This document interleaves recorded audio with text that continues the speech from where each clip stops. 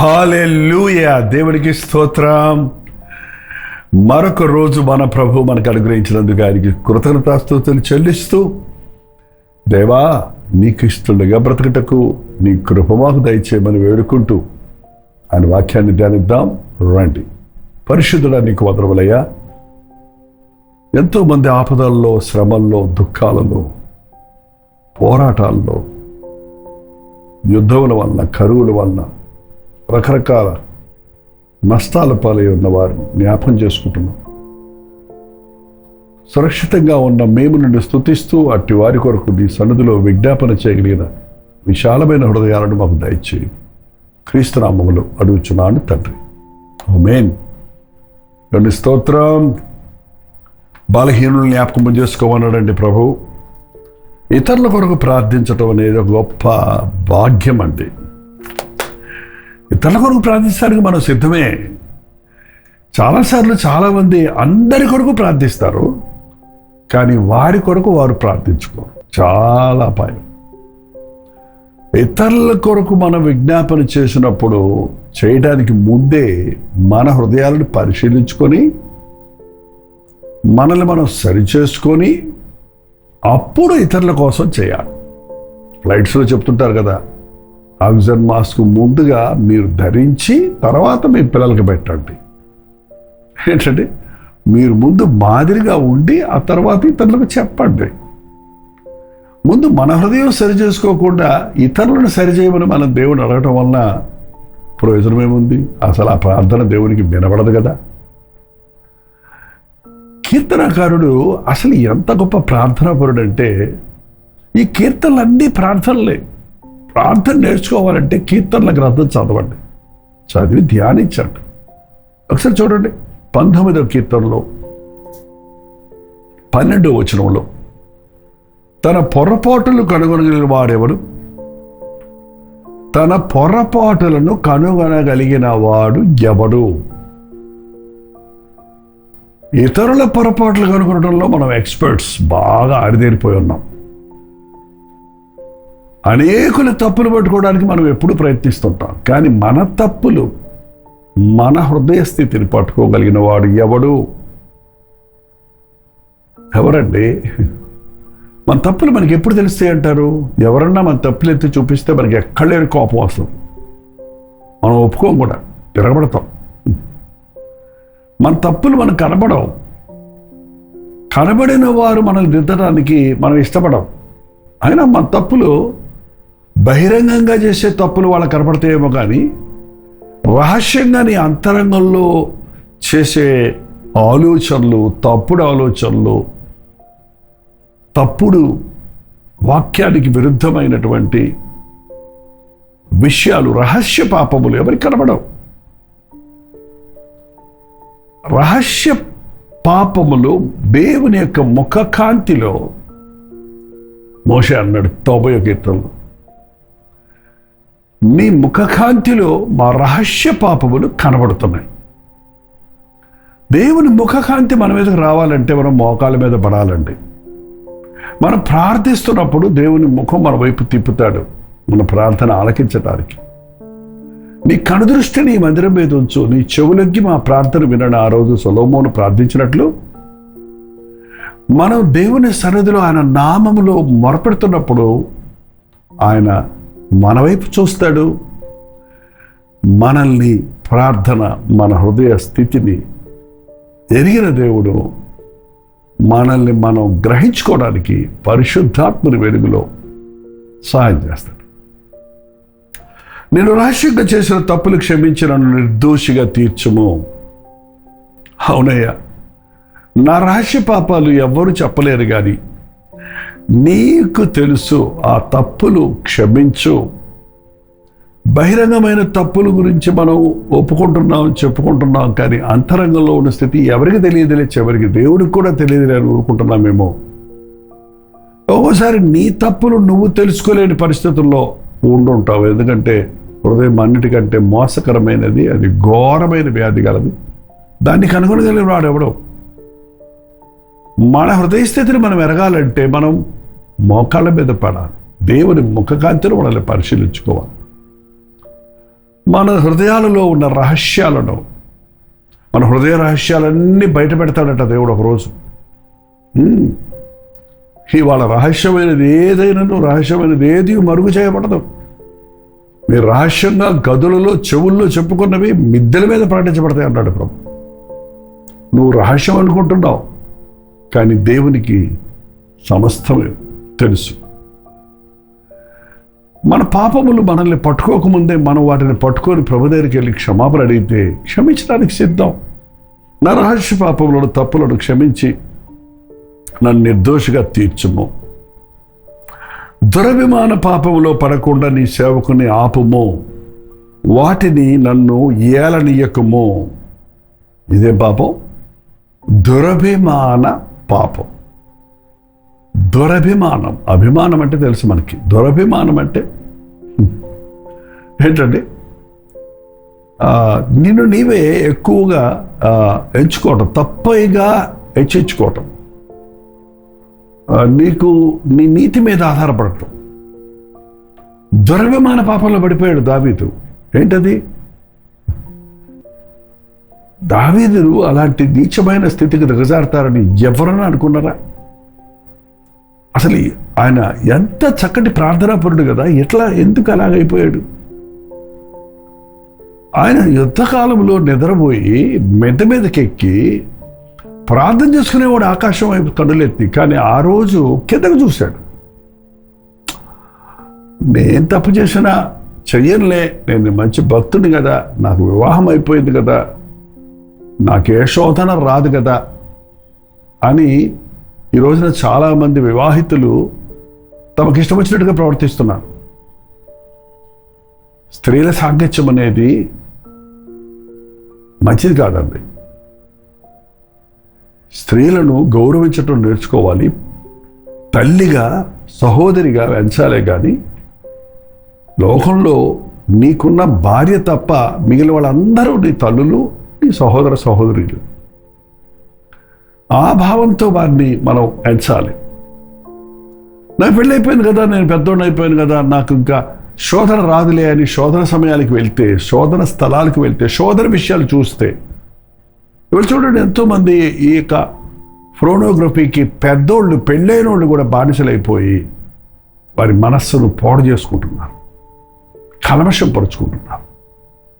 దేవుడిచ్చిన కుటుంబంతో సంతోషపడకుండా పలు విధములుగా వారి దురాలోచనలతో నిండిపోతున్నారు. దావీదు అలాంటి పరిస్థితుల్లో రాజు కాబట్టి ఆమెను పలుచుకొని ఆమెతో తప్పు చేశాడు.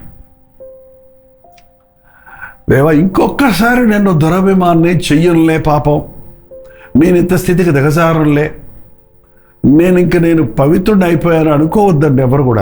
ఎవరు కూడా అనుకోవద్దు. సిద్ధి పొంది తిని అనుకునటం లేదు, వెనుకున్నవి మరిచి ముందున్న వాటి కొరకు వేగిరపడుతున్నాను. శోధన సమయాలుకి వయసుతో భేదం లేదండి. యవనస్తుడైన సంసోను పడిపోయాడు, వివాహితుడైన దావీదు పడిపోయాడు, వృద్ధుడైన సొలొమోను కూడా పడిపోయాడు. ఈ శరీర కార్యాలు చాలా జాగ్రత్తగా ఉండాలి. ఇది వ్యభిచార తరమని పిలువబడుతుందండి. సో మనం చాలా జాగ్రత్తగా ఉండాలి. ఏం చూస్తున్నాం మనం, దేని యందు మనం చరిష్యంతో, దేని యందు మనం ఆనందిస్తున్నాం. సరదాగా చూస్తున్నాను, సెక్షువల్ థింగ్స్, సెక్షువల్ కథలు వింటున్నాను, బూతు పాటలు వింటున్నానంటే అవి నిన్ను క్యాచ్ చేస్తాయి, నిన్ను పట్టుకుంటాయి. దానికి బదులు ప్రభా, ఇలాంటి శోధన రాకుండా, నన్ను దురభిమానంలో పడకుండా నన్ను ఆపుమో, వాటిని నన్ను ఏలనీయకమో. ఈ దురభిమాన పాపము ఏళ్తుందండి. రాజుగా దావీదు రాజ్యాన్ని ఏలాల్సినోడు దురభిమాన పాపముతో ఏలబడి ఏం చేశాడో చూశాం కదండి, మనకు తెలుసు కదా. చేసిన తప్పుకి పశ్చాత్తాపడడానికి, సరిచేసుకోవడానికి బదులు ఆ తప్పు ఇంకొకరి మీద, ఆమె భర్త మీద మోపటానికి ఏదో విధంగా తప్పించుకోవడానికి ప్రయత్నించాడు. ఎంత భయంకరమండి. ఏలుతుంది పాపం, నిన్ను ఏలుతుంది, నీ పాపం నిన్ను పట్టుకుంటుంది, నీ పాపం నిన్ను ఏలుతుంది, నీ పాపం నిన్ను భయపెడుతుంది, నిన్ను లొంగదీస్తుంది. అంతవరకు ఇటువంటి నీచ కార్యాలు చేయనటువంటి దావీదు,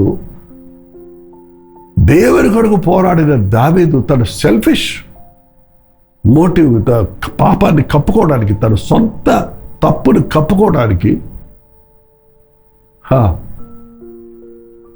ఆమె భర్తను యుద్ధంలో ముందు పెట్టి చంపించాడండి. చూసారా ఎలా దిగజారిపోతారో పాపానికి చోటిచ్చినాడు. ఒక్క అడుగు కిందకి జారావంటే జారుడు బండలాగా జర్రని జారుతామండి. అందుకే నీ చూపులు జాగ్రత్త, నీ తలంపులు జాగ్రత్త, నీ ఆలోచనలు జాగ్రత్త. దేవా నన్ను కనికరించు, ఇది ప్రార్థన. ద్రవ్యమైన పాపంలో పడకుండా నీ సేవకుని ఆపము, వాటిని నన్ను ఏలనీయకము. అప్పుడు నేను యథార్థవంతుడినై అధిక ద్రోహం చేయకుండా నిందారహితుడిగా ఉంటాను. అయ్యా నిందారహితుడిగా నిందల పాలైపోయాను నేను. దావీదు చేసిన పాపం ఎవరికి తెలియదు అనుకున్నారా? చుట్టుపక్కల ఉన్న దేశాల వాళ్ళందరికీ తెలిసి దేవుని నామానికి దూషణ వచ్చింది.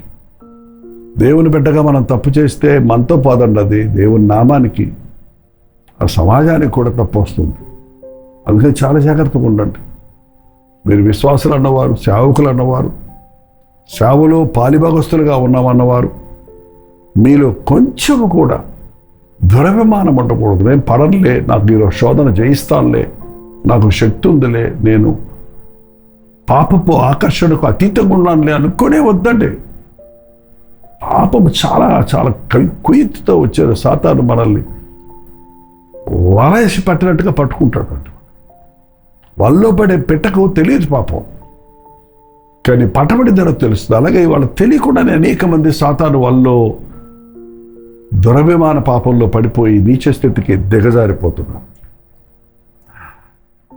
14వ వచనం, యెహోవా నా ఆశ్రయదుర్గమా, నా విమోచక, నా నోటి మాటలు నా హృదయ ధ్యానములు నీకు అంగీకారములగునుగాక.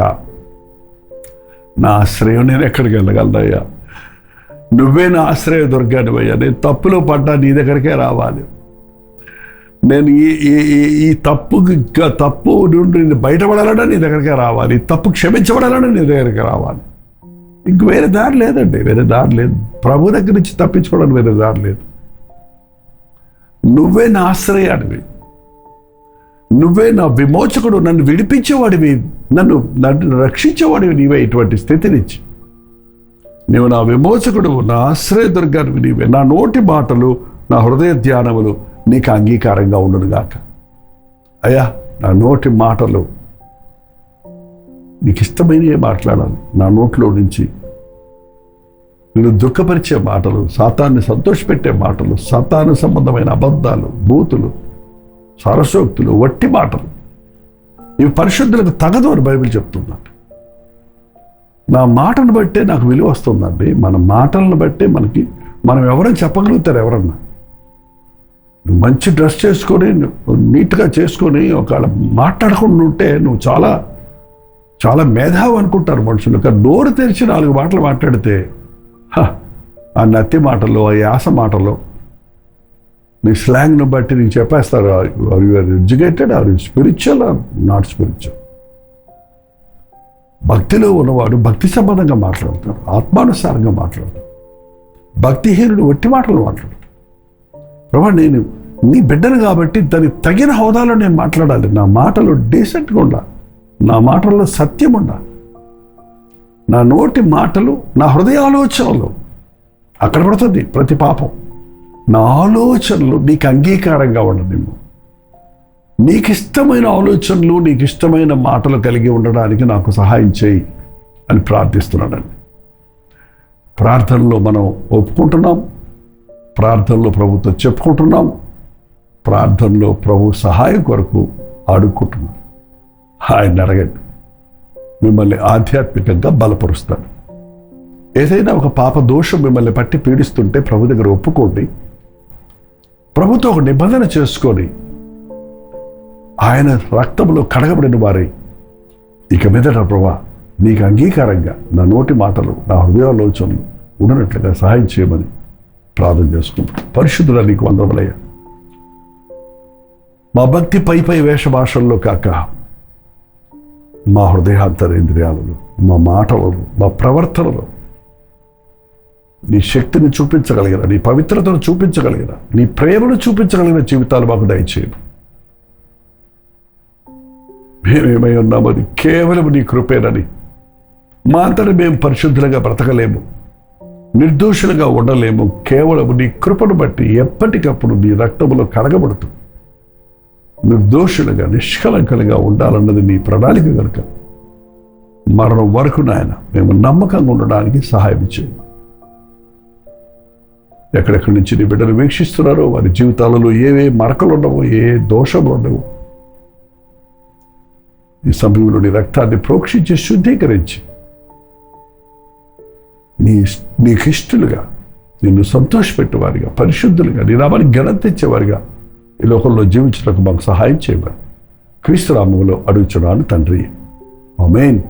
మన తండ్రి అయిన దేవుని యొక్క ప్రేమయు, కుమారుడైన క్రీస్తు యొక్క కృపయు, ఆదరణకర్త అయిన పరిశుద్ధాత్మ యొక్క సహవాసములు కూడి వచ్చిన మనందరికీ ఇప్పుడున్న సదాకాలమును తోడై ఉండను గాక, ఆమేన్.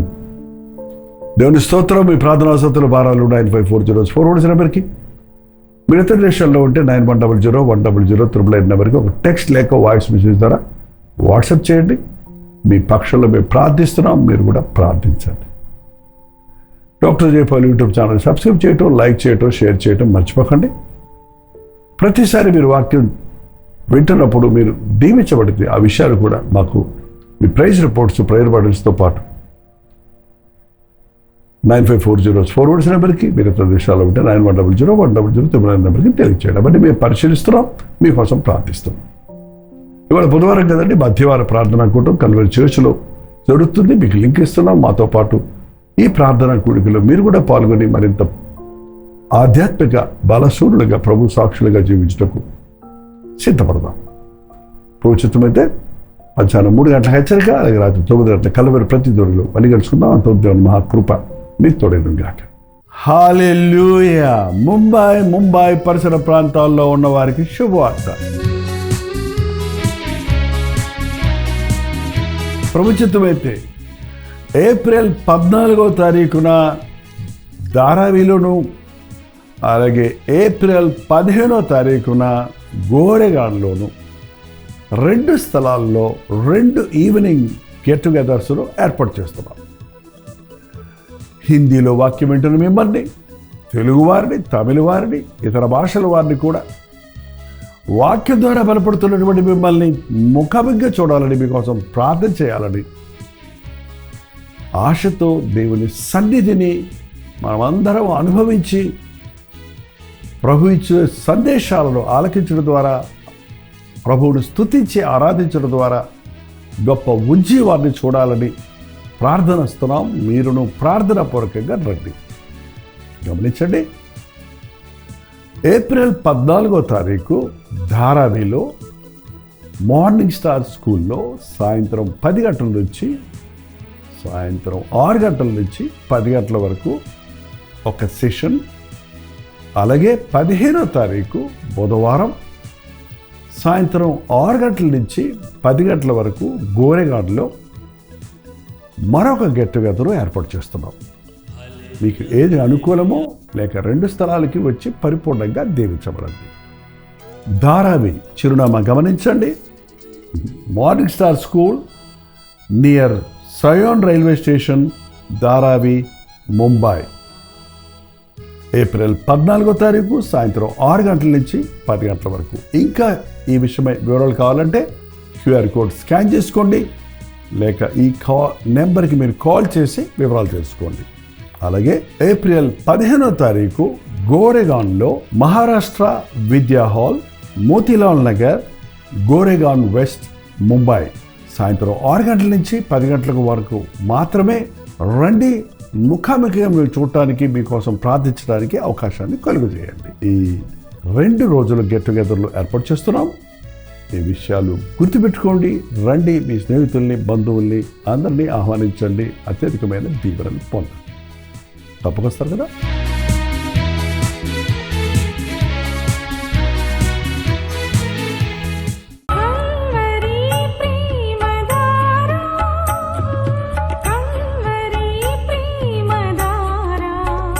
కల్వరి ప్రేమధార అనే మా ద్విమాస పత్రికను ఈ మధ్య త్రైమాస పత్రిక అంటే 3 నెలలకి ఒక్కసారి మాత్రమే ప్రింట్ చేయగలుగుతున్నాం. మరి గత 40 సంవత్సరాల పైబడి కొనసాగుతున్న ఈ పత్రికను ఆపు చేయటం ఇష్టం లేక దీన్ని త్రైమాస పత్రికగా మార్చున్నాం. మీరు కలువరి ప్రేమధార పత్రికను చదువుతున్నారా? ఒక ఉచిత పత్రిక కావాలంటే ఇవ్వాలే మీ పేరు, చిరునామా, అడ్రస్తో పాటు ఇంటి నెంబర్తో పాటు క్లియర్గా పంపించండి. తప్పకుండా ఒక ఉచిత పత్రికను మీకు పంపిస్తాం.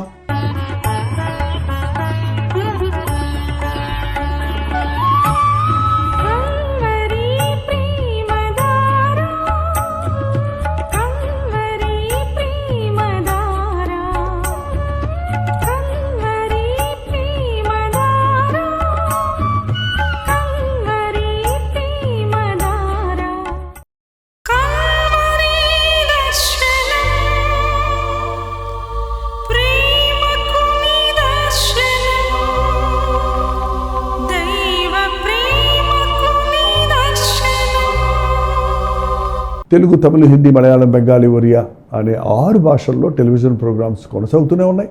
భారభరితమైన పరిచయంలో మీరు సహకరించాలని ఆశిస్తే, ప్రభు మిమ్మల్ని ప్రేరేపిస్తే మీ విరాళాలు, కానుకలు మనకి మీరు పంపించవచ్చు. అవి నేరుగా టీవీ ఛానల్స్కి వెళ్తే అందులో ఏది మేము మా సొంత ఖర్చుల కొరకు ముట్టుకోవటం లేదు, వేరే పరిచయ కొరకు ముట్టుకోవటం లేదు. టెలివిజన్ పరిచయలో ఇంకా సువార్త వినని వారికి అది అందించాలని ఆశతో ఒక 20 సంవత్సరాలుగా కొనసాగుతున్న పరిచయం కొరకు ప్రార్థించండి, మీ సహకారాన్ని అందించండి. ఈ విషయం మీకు ఇంకా వివరాలు కావాలంటే 89393939 అనే నెంబర్కి మార్నింగ్ 10 నుంచి ఈవినింగ్ 10 లోపల మీరు ఫోన్ చేయండి, వివరాలు మీకు తెలియజేస్తాం.